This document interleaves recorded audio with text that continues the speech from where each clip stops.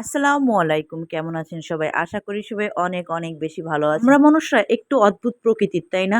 যখন কারো মাথায় তেল থাকে আমরা আরো তেল দিই। ওই যে বাংলায় একটা কথা আছে না? তেলো মাথায় তেল দেওয়া। যতদিন আপনার সুদিন থাকবে ততদিন আপনার আত্মীয়স্বজন, বন্ধু-বান্ধব কোনো কিছুরই অভাব হবে না। যতদিন আপনি তাদের খুশি রাখতে পারবেন, তাদের চাহিদা অনুযায়ী কেন, তাদের চাহিদার থেকে বেশি, বেশি করতে পারবেন, ততদিন সবাই আপনাকে বাহবা দিবে, ভালো বলবে।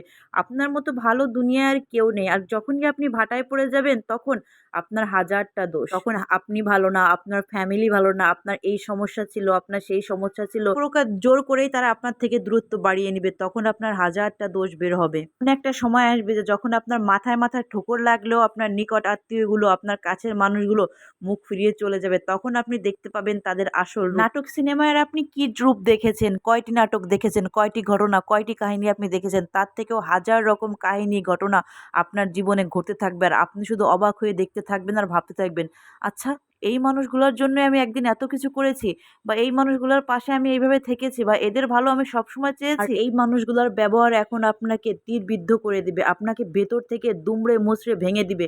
কিন্তু ভরসা হারাবেন না, উপরে আল্লাহ একজন আছে, যার পাশে আল্লাহ আছে তার কারোরই প্রয়োজন নাই। আর মানুষ আপনাকে যতই দূরে ঠেলে দিক, আপনাকে যতই খারাপ বলুক, যতই ভুলে যাক, সবসময় মনে রাখবেন আল্লাহ যদি আপনাকে মনে রাখে, আল্লাহ যদি আপনাকে টেনে ওঠায়, তাহলে দুনিয়ার কোনো শক্তি নাই আপনাকে ডাবিয়ে দিবে বা আপনাকে ফেলে রাখবে। তাই কে কি বললো, কে কি করলো সেইটা না ভেবে ওই উপরে আল্লাহর দিকে তাকিয়ে থাকুন, তার কাছে চান, তার শুকরিয়া আদায় করুন। ইনশাল্লাহ সে একদিন আপনার মনের সমস্ত নেক ইচ্ছা পূরণ করবে। এমন কিছু আমরা চাইবো না যেটা আল্লাহর কাছে চাইতেও আমাদের লজ্জা বোধ হয়। আমরা এমন নেক জিনিস আল্লাহর কাছে দাবি করব, আল্লাহর কাছে আবদার করব, দাবি করব, আল্লাহ আমাদের এই নেক হায়াত দান করো, আল্লাহ আমাদের নেক রুজি রোজগার দান করো, আল্লাহ আমাদের নেক হায়াত জীবন দান করো, সন্তানদের দান করো, মা বাবা আত্মীয় স্বজন সবাইকে হিদায়তের পথে আনো। আপনি একটা জিনিস খেয়াল করবেন, আমি এই জিনিসটা অনেকবার খেয়াল করেছি, আমার বাস্তব জীবনের সাথে মিল। আমি যতটুকু না নিজের জন্য দোয়া করি, তার থেকে বেশি অন্যের জন্য দোয়া করলে আপনার মনটা শান্তিতে ভরে যাবে। আপনার কাছে মনে হবে যে আপনি পুরা হালকা হয়ে গেছেন। আর যখন আপনি শুধু নিজের জন্য চাইতে থাকবেন, যখন আপনি শুধু নিজের কথা ভাবতে থাকবেন, তখন আপনার দুনিয়ায় সবকিছু আস্তে আস্তে বিষাক্ত হয়ে যাবে। সবার দোষ ত্রুটি এটা সেটা আপনাকে ঘিরে ধরবে। কিন্তু যখনই আপনি অন্যের কথা ভাবতে শুরু করবেন, যখন আপনি অন্যের জন্য দোয়া করবেন, তখন আল্লাহই আপনার মনটায় শান্তি ও রহমত দ্বারা পরিপূর্ণ করে দিবে। তাই আসুন কাছের মানুষগুলোকে দূরে না ঠেলে দিয়ে বিপদে তাদের পাশে দাঁড়াই। তাদের ভালোবাসি, একটা সময় তারা এর থেকে হাজার গুণ বেশি ভালোবাসা ফিরিয়ে দিতে পারবে। আজকে আপনাদের সঙ্গে অনেক কিছু কথা শেয়ার করে ফেললাম। আবার কিছু মনে করবেন না। এইদিকে আপনাদের সঙ্গে কথা বলতে আমার রান্নাও প্রায় শেষ। এখানে আমি আজ দেশি মুরগি রান্না করেছিলাম। এখানে প্রায় ১০০ কেজির মতো দেশি মুরগি ছিল।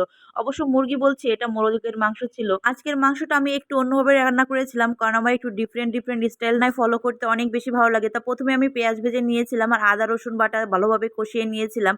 তারপর দিয়ে দিয়েছিলাম মাংস। আর ১ম এই আপনাদের যে মসলাটা দেখিয়েছিলাম, যেমন জিরা, গোটা গরম মসলা, ধনিয়া, শুকনা মরিচ সবকিছু আমি শুকনো খোলায় টেলে তারপরে বেটে গুঁড়া করে দিয়েছিলাম। এতে মাশাআল্লাহ অনেক বেশি ফ্লেভারফুল হয়েছিল রান্নাটি।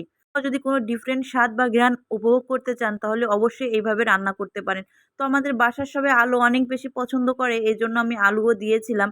তো রান্না প্রায় শেষ পর্যায়ে, দেখতেই পাচ্ছেন মাশাআল্লাহ আমার রান্না সম্পূর্ণ শেষ। আজকের রেসিপিটি যদি আপনাদের ভালো লেগে থাকে অবশ্যই বাসায় একবার ট্রাই করবেন আর কেমন হলো জানাবেন।